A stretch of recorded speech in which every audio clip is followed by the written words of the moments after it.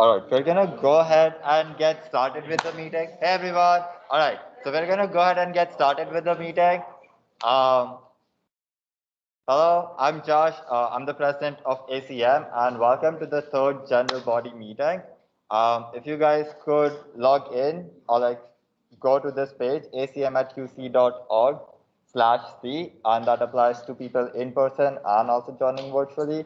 And just sign up for attendance so that we kind of know who's come to the meeting and who's not. And it's also important for us to know your attendance so that towards the end of the year, when we do elections, we know who's eligible for voting and who's not. And also another quick notice is make sure that your masks are up unless you are actively eating or drinking. We want to make sure that you're following the COVID guidelines that the university has given. Here are some ACM resources. So this meeting is being recorded. I hope you're okay with that. And it will be uploaded to our YouTube channel as well as acm@uc.org/archive. Our mission is to encourage professionalism among tech enthusiasts in a collaborative fashion by facilitating learning beyond the scope of classrooms to develop innovative ideas and inclusive ideas. So in short, we want to teach you things that you generally would not learn in classrooms. Um, what is ACM at QC? Hopefully, all of you know what it is by now, but we're just a chapter of ACM or Association of Computer Machinery, and we're kind of the CS and programming cool kids on campus. Also, you don't have to be a CS major to be a part of it. Uh, what do? We do fun stuff like meetings like these. We also have guest speakers like we do today. We do ICPC, Revolution UC, other socials, and review sessions. Code of conduct, we've been over this a lot, and I don't think we've ever had any problem with it because you guys are all amazing. Uh, Revolution UC, this is something we'll talk about every single meeting, every single year, because this is one of the biggest things that we do. We are coming back in spring 2022, so do follow our Twitter and Instagram, or just look up our websites for any updates. If you're not in Slack so far, go ahead and please join, because that's how you'll get most of the updates. So if you go to acmcincy.slack.com/sign up, you can sign up on our Slack. It also has a desktop and mobile app, so that's always convenient. We also have a Discord. So if you're more into the Discord community, go ahead and scan that QR code. But I'm hoping that all of you already are in our Discord and Slack. So we have a quick introduction from IEEE for Make You See. So Nishal, if you want to start talking. Right. Hi guys, I'm Nishal. I'm one of the organizers for Make You See and an executive for IEEE. All of you might know what IEEE is. It's just a professional organization, professional technical organization. We also organize the Make You See hackathon. Make You See hackathon is on October 9th and 10th. It's on a weekend, so it's a hackathon is a place where you can work together with friends and come up with your project, and you might win amazing prizes for it. Now, one other perk for attending a hackathon is you might be able to you'll be able to meet amazing sponsors. Yes, can I go to the next slide? Yeah. We have amazing sponsors like Amazon Web Services, Google, Siemens, MongoDB, JP Morgan. We're going to have a sponsor expo, so you will be able to meet these sponsors, and some of the sponsors will also be hiring. And you will only be able to attend the sponsor expo if you register for Make You See. Now, next point, to register for makeyouSee.io, to register for the Make You See hackathon, just go to makeyouSee.io/register, and you will get all the information on their website as well. And the next slide is just about some of the cool projects we have had in the past. So make sure you check out Make You See. Yeah, one of the projects is by Baru, by the way, our guest speaker. What to pizza? Uh, and that's their social media. So definitely join and try to make it. It's October 9th and 10th. So it's the fall reading days. So I'm hoping you guys have a little bit of free time to go to Make You See in that weekend. So starting now is our talk by Baru. You guys want to welcome him? And also shout out to Daniel for coming up with the cool graphics.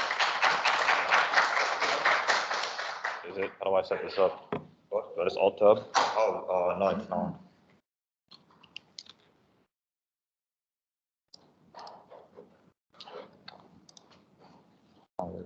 Cool, thank you. Good evening, everyone. Thank you all for coming out. I'm seeing a lot of familiar faces in the room tonight and a lot of new ones too. I know we have a lot of people attending from home. I know my mom and dad are watching. But I know that wherever we are in the world tonight, there's one thing we all have in common is that we're busy people. So I appreciate you all giving me the hour. Whether you came here to see me, you're a big fan of me or something like that, or you wanted to hear what I have to say, or you just wanted the food, I appreciate you coming out. So if you don't know me yet, I hope we have the chance to meet, but I'm here in my 4th year studying computer science. In the past, in December 2021, I was a software engineer intern at JP Chase, and I was at Siemens twice before that. So you're probably wondering what I'm going to be talking about today. You know, this is a question that's difficult for me to answer as well. And everyone here, if you know me, you know all I talk about is leak code, right? But I don't want to talk about that tonight. There's 2 reasons. First and foremost, I already talked about it. Last year, I gave a talk focused on the technical interview process and, you know, how to study and more deeper dive into that stuff. I really recommend you watch that talk. All the same advice from that applies to this year. But the other reason is everyone seems to hate when I talk about it. Like, everyone will just say, shut up, do something else with your life. But, you know, but anyway, this talk will be more focused on kind of my journey in terms of like tech recruiting since I started co-oping here at UC up until today. So you're probably wondering, where has that journey led me? I'm really excited to announce to you all that I'll be joining HubSpot out in Boston for the spring of 2022. But for the summer, I don't know yet. So I'm still interviewing right now. I had an interview earlier today even, and I've been busy with that, but it's been good, you know, keeping myself busy. I'll tell you a little bit about HubSpot because they're not that big of a name. But if you've heard of Salesforce before, these guys are like neck and neck competitors. They have a large variety of products focused in sales, marketing, operations, and more. They were founded in 2004 by the MIT graduates, Brian and Dharmesh.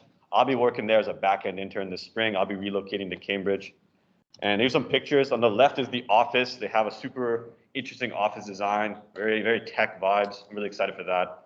On the right, top right corner is a map. This is Cambridge, just across the river. So in the right corner, you'll see HubSpot. That's my office there.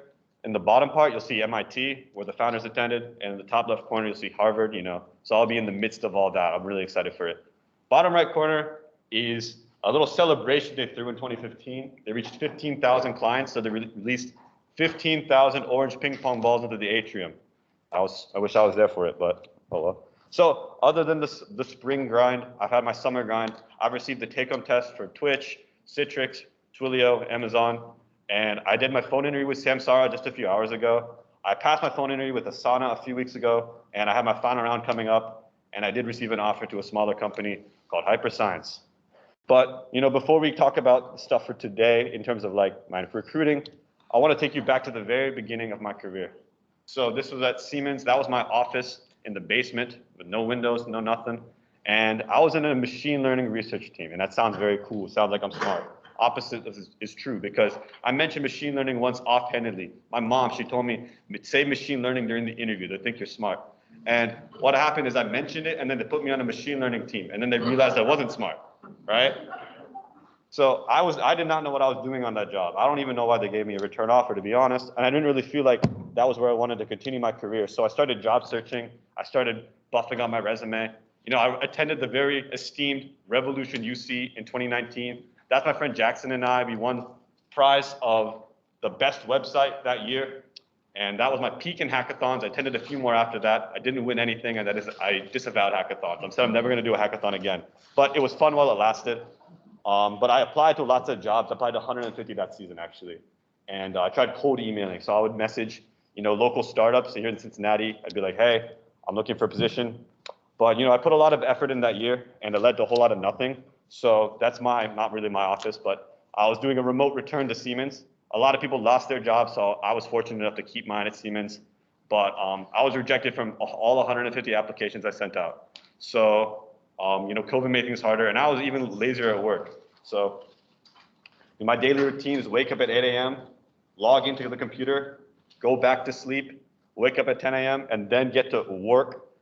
So I actually went on to get a pretty poor performance report, but they still invited me back for whatever reason. So I started looking up online, what I want to do in my career, because I felt that this is not really what I want to do. And this is not, I don't see myself motivated by my work. Clearly, I'm not succeeding here. So I started looking up, companies that we hear a lot about, like the Googles, the Facebooks, the whatever. And the important thing to understand is that they're very different than what we see here in Cincinnati. So their interviews are much more focused on technical programming skills and also problem solving skills. So a lot less on that behavioral aspect. And the other important thing that blindsides a lot of people is that they hire 6 to 9 months in advance. So I'm telling you, for the 2022 summer, they're hiring right this moment. They've already given out offers. So get on it if you are interested. But they have tens of thousands of applicants, and then they have thousands of interns at each company. I think Amazon had 3,000 software engineer interns last summer, and I think 8,000 total interns across all departments. So it's absolutely crazy. But so the way that you practice for this stuff is through a platform called LeetCode. And I mentioned this earlier. It is an online platform to practice for the interview. They've got a code editor online. They've got a large question bank. And they've got a big community there too. So you can tap into that. And that is like where I spent a lot of time. So, I made my account, put my profile picture up, and I got to work. So how I studied, in the beginning, I struggled a lot. This is the question I get a lot. How do you start studying when it's so difficult? And it's really off-putting to see yourself fail a lot. And the real trick is you have to just put yourself through it. It's like if I'm going to learn to skateboard, my friends have been trying to teach me how to skateboard. I keep falling and it keeps hurting, but I keep trying it because I know that eventually I'll succeed. And the same goes for this. You have to be consistent about it. But my general approach is I see a question, I take 30 minutes, just full focus on that question. And if I can't solve it, then I'll look at the hints. And if I can't solve it after the hints, then I give up. And it sounds like you should probably try harder. No, I do give up because if it's that kind of a waste of time at that point, right? Like I put so much time in, I look at the answer, I digest it. Like I don't just look at it, copy it and go on. It's like, I'm actually trying to understand how it works. And then I'll revisit that question. So in that fall of 2020, and then also during that summer, I finished 200 questions in 6 months, to give or take. So some resources that I really recommend. On leetcode.com for each question, they actually have a little discussion board, little forum. And they have people posting their answers, and they're saying how they reach the answer. That's probably by far the best resource for studying. The next best would be YouTube, lots of video tutorials. My learning style is more favoring towards that textual format, but YouTube is good too. And then the online groups, like they've got like big Discords and stuff. I've met some people there. We ran some mock interviews. So what I would do is we would each pick out 2 questions, and I would pretend I'm the interviewer, and I would give them to them. And then we would kind of like, how do I say? I would pretend I'm the interviewer, and then I would kind of assess his skills, and then I would give him feedback, and then vice versa. And then, this season, of course, I was applying to like 300 jobs actually, so double what I did in that 2020 season or in that 2019 season. And the biggest job board is the PIT CSC list. If you look up that name on Google, there will be a big GitHub repository, and this repository is getting updated almost hourly with like new listings. And I think it's probably the best way. LinkedIn is also really good. A lot of companies are going to put out their posts on LinkedIn. Not everyone does, which is why I like to use the PIT CSC list, because somehow, some way, they have a way of like accumulating all these job postings. But I actually set up an email reminder system, and it was like every week you would email me and tell me to apply to jobs. So I got 300 applications out. And at this point, things were, I was getting a lot of work done, but things were really panning out. Basically, I was doing a lot of programming. I was doing a lot of job applications, and I was getting a lot of rejections. And it would just usually be blank rejections. Thank you for your time. Someone with better skill set, yada, yada, you know the drill. So it was really frustrating. But then eventually, I found myself with a Microsoft interview, and I was getting a haircut, and then I picked up my phone. I was like, oh, here we go. So I really got nervous. That was my first interaction. Like I was thinking, this is the big moment, because I had nothing else really going on for me at the time. Like this was my only real outstanding interview, and I got very nervous, and I put a lot of pressure on myself. My thought was that if I fail this, my whole life is over, and I'm never going to get any other job. That was my thought process, to be frank. And during the interview, they actually gave me a very trivial question. A trivial question so easy that I'm sure anyone here in the room could solve it without like even that much practice. So I did solve it. I thought it went well, and then I failed. And I was like, how could I have failed? It was so easy, and I just couldn't believe what I was seeing. The recovery, this was a pretty rough time for me mentally, because a lot of people were talking to me like, oh, I'm sure you'll get it. You were like super good at this stuff. You're way above this stuff. They were saying that like I had studied so much. So this mentality was like, oh, I cannot mess up again, This is all my fault. I messed up. I have to do something about it. So I started doing even more lead code. And I was just practicing so much mindlessly, and I was kind of driven by the failure, which sounds like a good thing, but it's actually not, because I wasn't doing it constructively. I was doing it in a way that was kind of deteriorating in myself. So what I came to realize eventually later, after I kind of healed, is that with rejection, it's bound to happen. Like I said, hundreds of rejections that I've received, but it's part of the process, and it's something you have to accept. And with the rejection, you can only look to improve. There's no point harping on it, right? There's no point being upset about it, really. But another thing is that failure can be for any possible reason. It can be even out of your hands. Maybe the Wi-Fi was bad that day. Maybe he was just having a bad day himself. Maybe his ex-girlfriend's name was Baru. Like, there's no telling. So there's just no telling, and you will have another chance. I was still in college. I was still very young. I still am very young. And you'll have another chance, and you just can't put too much pressure on yourself. I think putting all this pressure on myself and telling myself like the negative idea about it was to my demise, because then I was going to the interview, and I recalled during the interview I was very shaky, and my communication was terrible, and I didn't really get my points across well. So I ended up finding myself in Chase for the summer 2021, and I want to start off by saying it was a cool experience. If you were here last week, I talked a little bit about it, or last meeting. And I had achieved a level of success, and it was a good spot to be. And I had a number in mind for how much money or how much compensation I could receive, upon receiving a new grad offer. And overall, it was a good place to be. I don't plan to return for a different variety of reasons. If you want to know those, I can speak with you later about it. But this is my time there. On the left is the office, actually. This is where I worked from remotely. And on the right is my team. Everyone decided to go business formal that day, and I wore my street clothes. It was a little awkward, but it was cool. They were cool people. So that kind of leads us up to today, almost. And this is when I had like the beginning of the season starting. It was like August-ish, and I was thinking, I have to come up with a new mentality, because I mentioned that I had a really negative mentality coming into it, and it wasn't really working in my favor. So eventually I found myself at the Hubspot interview, which I mentioned earlier, and I'll tell you a little bit about the process. So it starts with an online test, which I mentioned earlier, and a lot of companies have these tests to like vet out a lot of people, because it's like fully automated, no human contact. So they gave me the test, I passed it. A week later, the recruiter calls me on the phone, and the first thing she asked me is, we've spoken before, haven't we? And I said, yes, we have, because the previous year, in 2020, we had that same interview, and I failed after that phone interview. So I was thinking, okay, I'm probably going to fail again, even though I did good on this, because they just have so many people. To my surprise, I got the final round interview. And at this point, this is when things were getting serious, I guess, because it's 2 hours, and it's going to be very technical, and it's going to be pretty taxing on me. And I was thinking back to my Microsoft interview that I had, and I was thinking, I could go in with that mentality, or I could have the opposite mentality, where instead I'm thinking, if I fail, it's going to be bad. I'm started thinking, if I succeed, it's going to be good. And it's really that simple. And after I kind of realized that the mentality is such a big part, and I was overlooking it this whole time. And what I kind of found was that if you don't pay attention to the mental part, all the technical part, or whatever you've practiced doesn't mean anything. It's not something you can kind of put on the side. It is just as essential to your success as every other part. So I went into that interview, and I was just chilling. I was watching some YouTube videos beforehand and playing music and texting friends. Like, I wasn't trying to psych myself out. I was just vibing going into that interview, and it went well. They called me a few days later, and I got that offer. And when I got that offer, it was kind of, how do I say?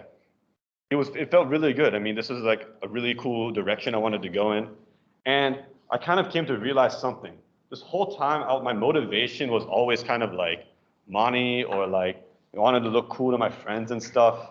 But then I finally kind of came to realize that it's kind of a slowly settling feeling that I'm going to be moving to Boston, a new city I've never been before. You know, it's going to be a new company. They're going to have really cool work to do. And I think that was kind of what I got more excited for. And I realized that this is kind of what would make me happy rather than like the material stuff, like the money and whatever. So that was kind of like one of the biggest things I learned. And I want you to connect with me all, but before I get to that, I want to tell you kind of like what I learned along the way.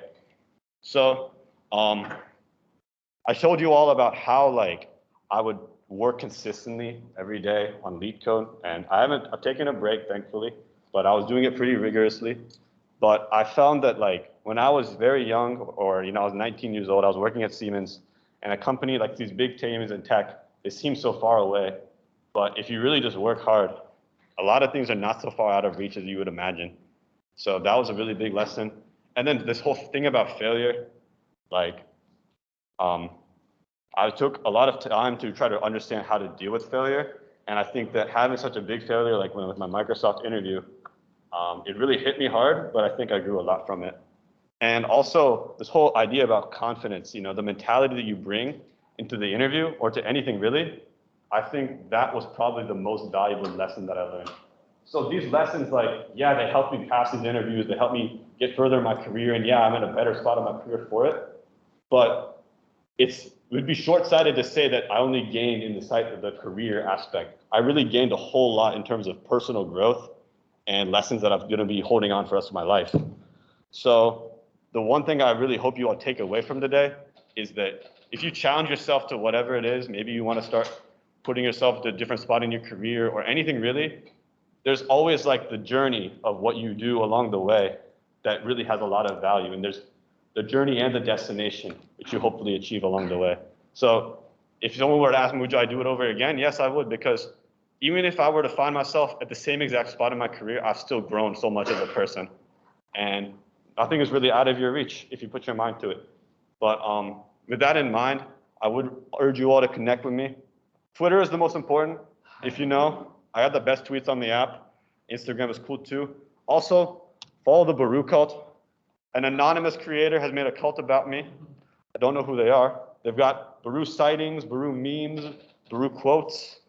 You can also shoot me an email, connect with me on LinkedIn, whatever. Feel happy to do whatever. But with that in mind, I wanted to say thank you all for coming out, and I'm happy to answer any questions.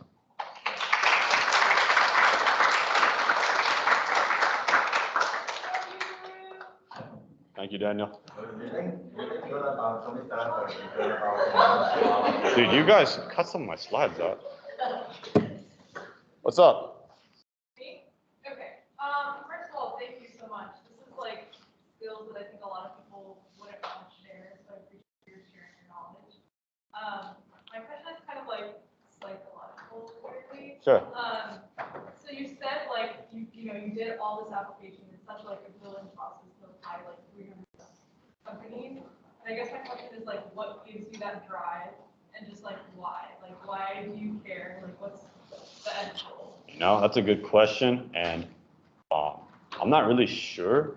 Like, it's something that like I feel that I want to do, but I don't really know if I have a definite place. I'll tell you that I find myself to be a competitive person in the sense that like I'll pick something up, even if I've never touched it before, and I'll automatically start trying to think of how to be the best. Like I was playing like euchre with my friends the other days, and I already started like meta-analyzing the game in my head, and I was like trying to beat them. And of course it went nowhere because they have so much more practice. But the point I'm trying to get is that when I pick something up, I have a tendency to just kind of keep working at it. And if I really put my mind to something, I feel like I can kind of channel that energy. So I mentioned at the very beginning in my, like when I worked at Siemens, it was a good time working there, but I just didn't feel that that's where I wanted to be. And I started to learn more about these like bigger names in tech. And I found myself more attracted to the idea of working there. And I just kind of knew that if I worked at it, then it would come to me eventually. And I'm still not quite there yet, but if you're talking about like, other big names. I mentioned my Asana interview coming up. That is going to be a 4-hour interview, actually. It's going to be probably the hardest thing I've done in my life. But even still, like, I'm excited to do it because I just feel good about myself. And I think that it's kind of like a cycle, right? Like you said, where my drive comes from, it drives from just having the opportunity to do these kinds of things. And it's like a cycle like that. So does that answer your question, kind of? Cool. Thank you. What are you gonna do to prepare yourself for your move? For my move? Yeah, up to Boston. Oh, it's such a mess. So I mentioned like the map, right? So I have to find somewhere to live within there. And I was gonna think I can try to live on one of the dorms of one of those colleges. They don't do that unless it's the summer. So I'm gonna be in the spring. So I need to find like a short-term lease. And then for actually commuting, the rail, like the trains there, they're not really in line with where I'm gonna work. So I'm thinking I'll take a bike. So I need to buy a bike and buy a bike lock and get the right kind of bike. And I have to sell the bike at the end of the internship. And it's like I have to, there's all these different moving parts. And yeah, it's also very expensive. Like there was like I could get a room the size of like this area for like $1,500 a month. So yeah, looks like I'll be living in a closet or a tent. But I'm still in the process of figuring it out, and it's tough. But I'm excited to move there. It looks like they've got a lot to do in the city. I've never been there myself either, so it'll be like a little playground for 4 months. But yeah. Daniel? What qualities do you look for in a company, or even just a job position, that would make you content? That's a good question. So I would say it's hard to say like ranking these, but I would say in no particular order, I'm interested in the work that they're doing. So like, what kind of problems are they solving?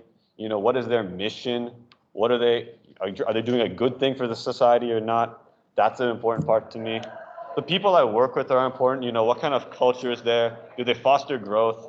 You know, are they also really smart people who I can kind of like learn a lot from? That's important to me as well. And then money is also really important to me too, to be frank. But overall, I feel like that's why I'm really excited about Asana. I think that it has like a good intersection of all three. So that'd be some of the things I look for, but every company is very different. Every company has its own identity in that sense. So it's hard to find what exactly you're looking for at times. Bao, I saw your hand first.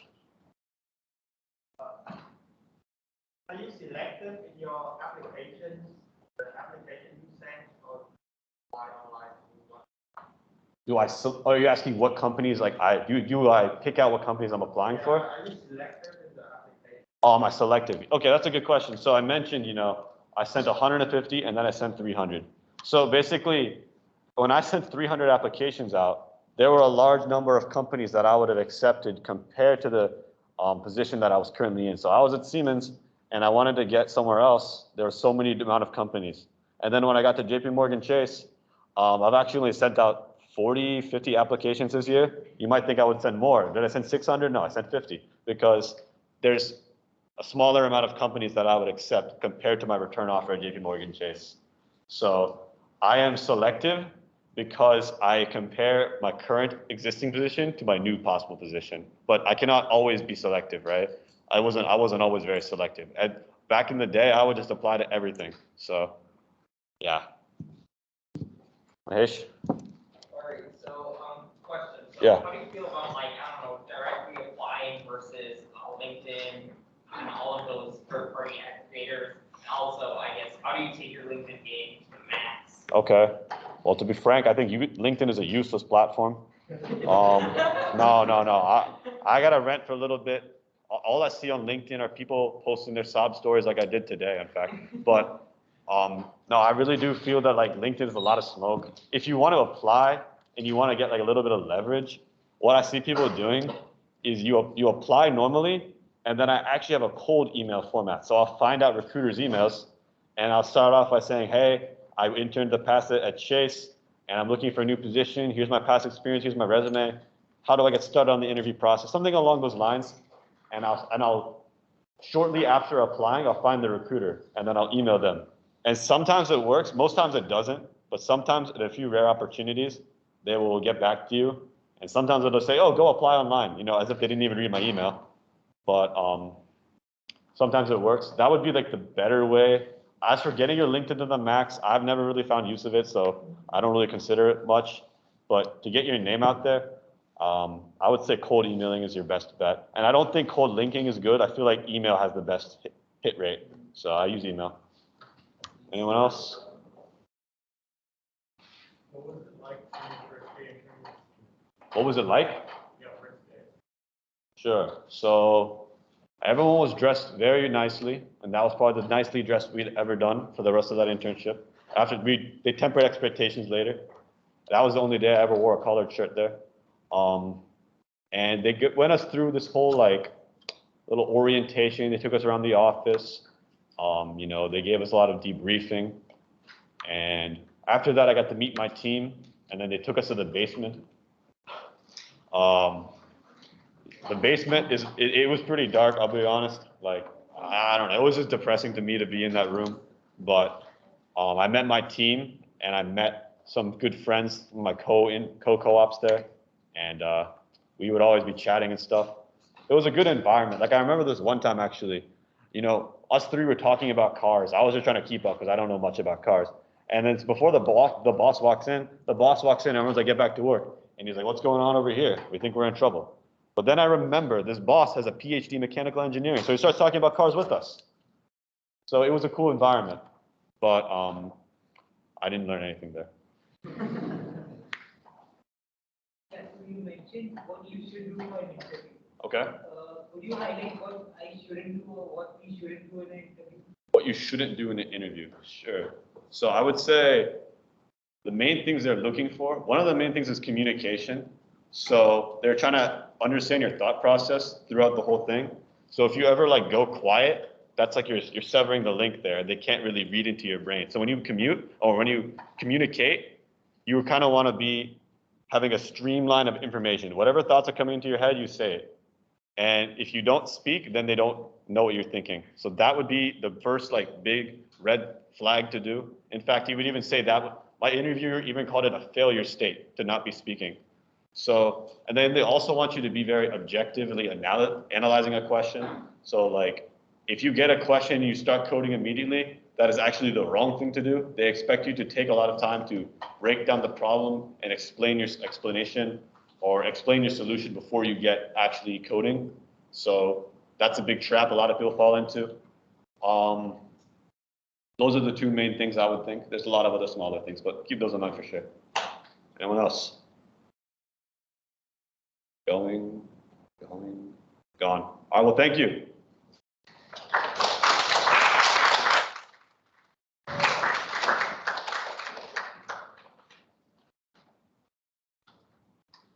You want to take your laptop picture? Oh, sure. Thank you. All right. Thanks so much, Baru. That was a great talk, super informative, and doing very well on time as well. And good luck on your interview with Asana. All right, so we still have a couple things lined up for you, which is kind of like a fun thing. But before we actually do that, just a few housekeeping things. Make sure you guys join our sibling organization, which is IEEE that Nishal talked about before, ACMW, UC Women in Tech, and ITSA, which is IT Student Association. So follow them on their social medias, which is I think Instagram, all of over here. And then if you're interested in leading a talk or workshop like this one or any specific technology as well, or if you have any cool idea for meeting but you don't want to do it, feel free to talk to me on Slack or email me, and we can definitely come up with something. Next, our upcoming meeting, we'll have a guest speaker, Dr. Boyang Wall. He does a lot of research in AI in cybersecurity, so we'll have him come in for our next meeting. And we also have a social coming up, dates TBD, but we kind of wanted to get a rough idea. What do you guys think of going to a pumpkin patch? Oh, okay, I see a few hands up. All right, let's go. We thought it'd be fun to do it for fall, so we're going to partner up with ACMW. our sibling organization, and we're gonna let you guys know more information through Slack and emails. Get to know ACM members, hang out with us in Discord, join our voice channel over there, talk about your computer interest. I know someone shared their cool project recently, so feel free to do that as well. Next we have Barud. Lena, can you come up here for a second? Because I tried like opening it up on my computer, and I wasn't sure like if I was doing things right. Oh, yeah. First guest. Oh, did I not do this?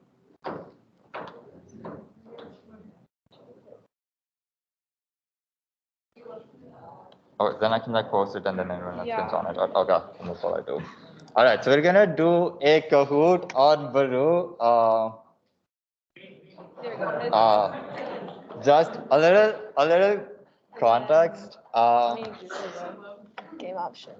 The context, right? Classic, but also rejoin after automatically answer questions. Randomized order of answers. Lobby music. Show questions, yeah. Need more chicken, we got mass food up here.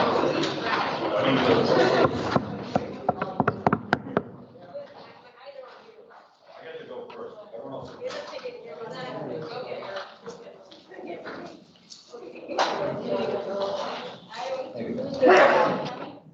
Thanks, Manati. What? Are you guys hosting a trivia night? On trivia night? What trivia night? You guys are not hosting. Are you guys going to host in the future? What? Are you guys going to host a trivia night in the future? No, I don't think we have any plans. Do you want to? No, I'm just We asking. have. Are you on our Discord? I am.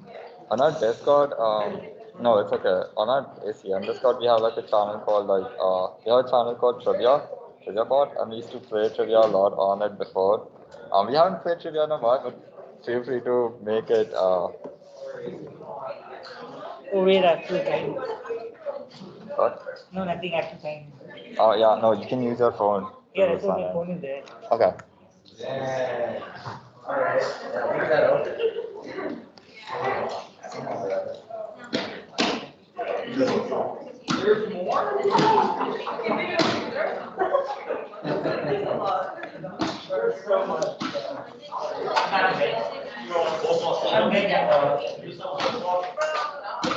But you eat coleslaw?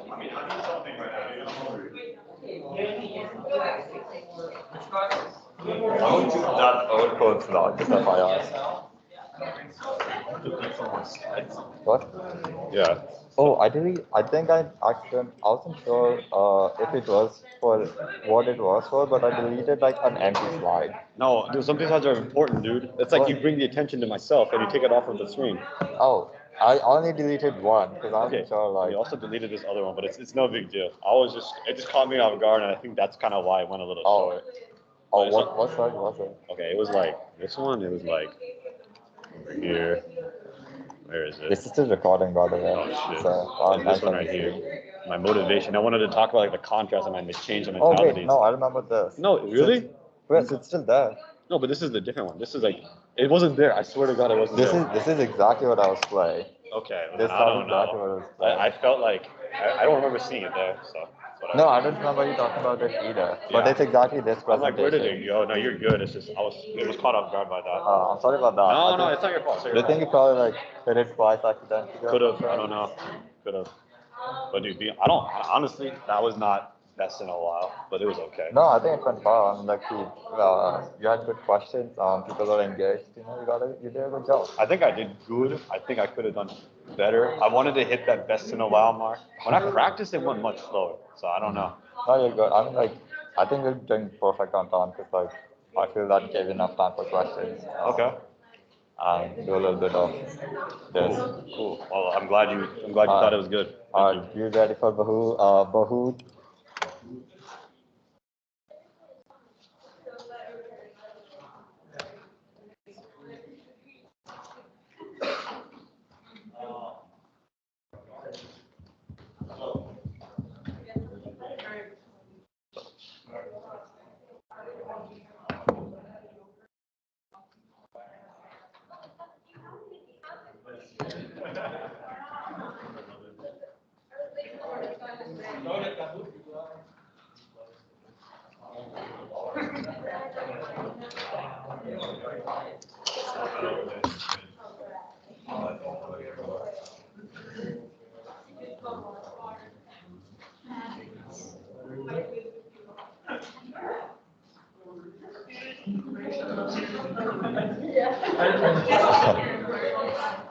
All right, I think it's about.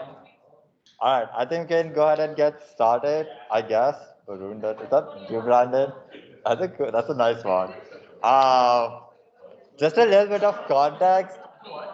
All right, everyone, let's bring it together. A little bit of context of why we're doing this is most of us share a lot of our classes with Baru, and he's kind of like a close friend. So we thought it'd be kind of fun for you guys to be close friends with Baru and be a part of our Baru cult. So is everyone in? Is anyone waiting to join? All right, Mahesh. Be fast, come on, Mahesh, what are you doing? All right. Also, love all the names. Super creative, you guys. All right, we're starting in three. Michelle, you ready? All right, 3, 2, 1. Let the games begin. Very rude.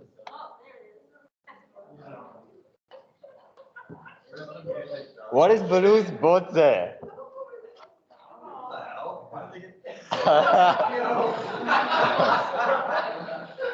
What? I think it's a nice picture. I mean, it's weird, man. I'm 21.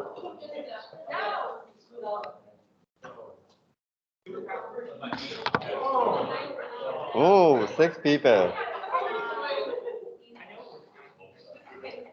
Also, that actually was a super cute picture, Baru. So, nice. What's that? Baru, you know your dad's still on, right? I think your dad's still on.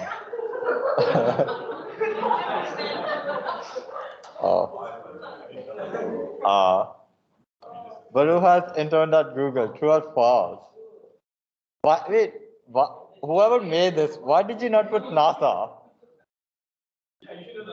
Yeah, why did you not put NASA? He's literally wearing a NASA sweatshirt in that picture. Oh. I was talking to Daniel and Sam. Eli. Alright, where is Baru from?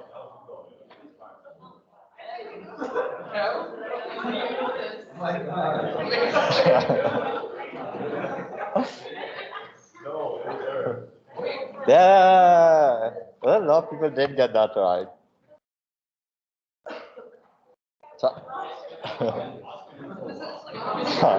Yeah, wait, Ashka, why are you reading?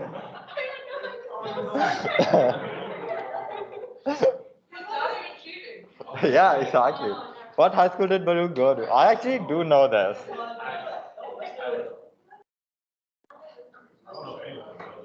No, I do. You showed me your high school. Yeah, but you don't remember the name. I did.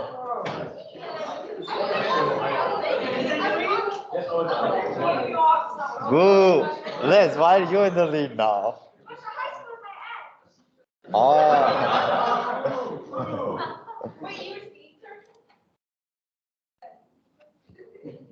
Is Baru left-handed or right-handed?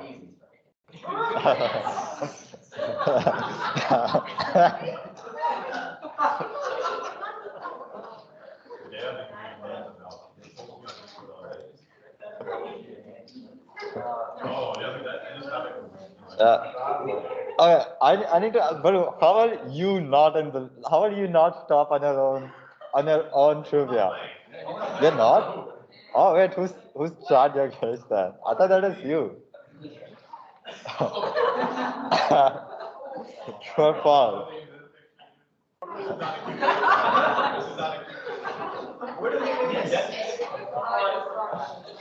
False.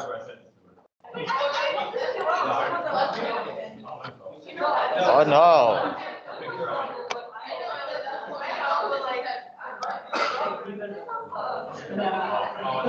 What is Baru's most expensive piece of clothing? I also know this actually.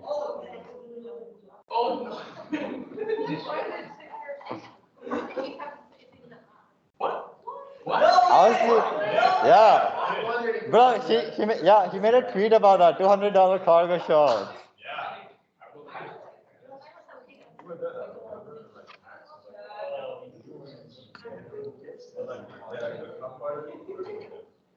Alright. But who has not been to an anime convention? Shit.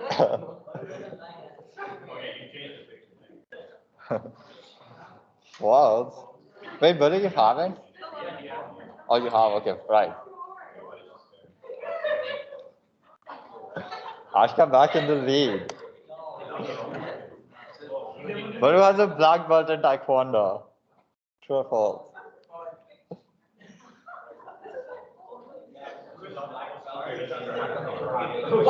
It is true. True.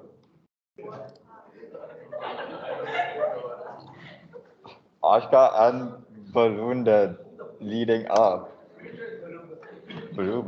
Alright, this is the last question, so put all your effort in. What is Baru's life? It's not working. There we go. Okay. Woohoo! No one got that wrong. Let's see, Baru podium. Who is Baru? You gotta show yourself. Kunal, who's seat searcher? Chad, wait, you guys gotta reveal yourself. Baru needs to know who's his biggest fan.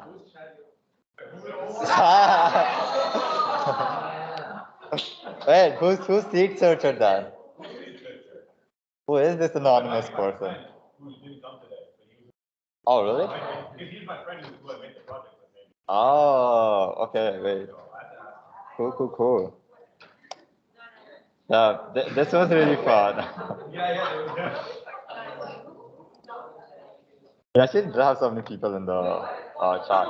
Well, whoever's online, thank you so much for joining our meeting. If you haven't yet, please fill up the attendance form at acm@uc.org/c. We still have some leftovers, so feel free to grab them so that our exec doesn't have to after this. But thanks so much for coming, you guys. And I'm also gonna end recording and the meeting.